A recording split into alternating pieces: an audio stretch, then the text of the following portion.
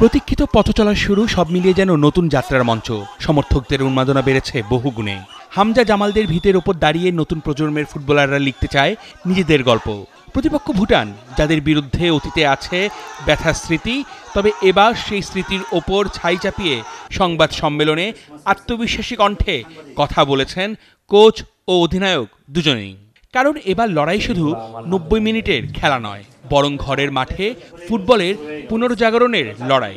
Of course 10 তারিখ এটা সবচেয়ে ইম্পর্টেন্ট ম্যাচ, বাট কালকের ম্যাচও ইম্পর্টেন্ট এটা ভুটানের সাথে। সো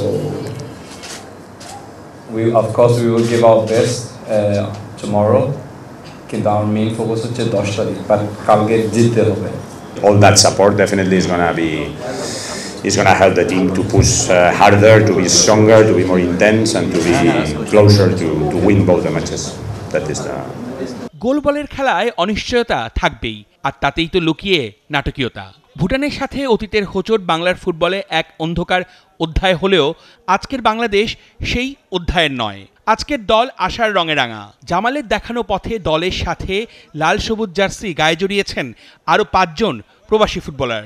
আমি আসলে খুব হ্যাপি, কারণ ওই সময় ইভেন যখন তারিক জয়েন করছে, আমি ওই সময় তো চিন্তা করছি মানে আরো প্লেয়ার জয়েন করবে না, বাট এখন দেখতেছি আস্তে আস্তে মানে এই নাম্বার বাড়তেছে।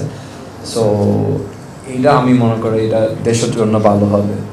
অফকোর্স লোকাল প্লেয়ার ওরাও খেলবে। সেই কারণেই গ্যালারিতে লাল সবুজের ঢেউ, কণ্ঠে গর্জন, আর মাঠে এক ঝাঁক সাহসী যোদ্ধা। ম্যাচ শুধু ফিফা প্রীতি ম্যাচ নয়, বরং বাংলার ফুটবলের বুকে লেখা হবে এক নতুন শুরুর দিন। আর সেই শুরুর ইতিহাসে নাম লেখাতে চায় হামজা, টুপু, মোরসালিন, রাকিবরা। হাজারো কণ্ঠে গ্যালারিতে প্রতিধ্বনিত হবে এই দল আমাদের, এ স্বপ্ন আমাদের। সবুজ গালিচার বুক চিরে ফুটে উঠেছে এক নতুন স্বপ্ন।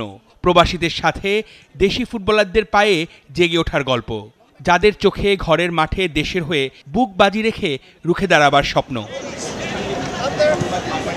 কারণ ফুটবল শুধু খেলা নয়, এটা আবেগ, এটা আত্মপরিচয়, এটা একটা পতাকার ওড়ার শব্দ।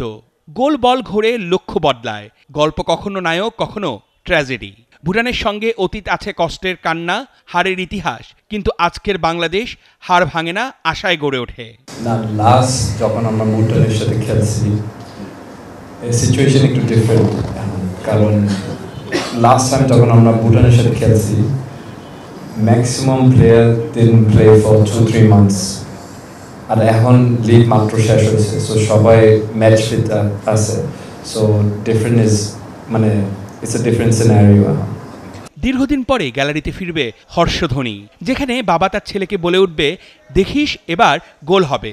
যেখানে প্রতিটি উন্মাদনার মুহূর্ত, প্রতিটি করতালি এই দেশের ফুটবল প্রেমের মহাকাব্য হয়ে উঠবে।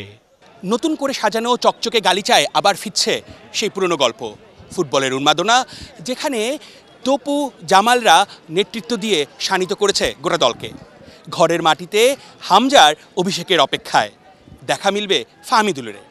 এ যেন ফুটবল নিয়ে নতুন বাংলাদেশে নতুন এক উন্মাদনা, যেই উন্মাদনা ছড়িয়ে যাবে এই গ্যালারির প্রতিটা চেয়ারে, যেখান থেকে উঠবে গর্জন, এবং সেই গর্জনের মধ্য দিয়ে আসবে অর্জন।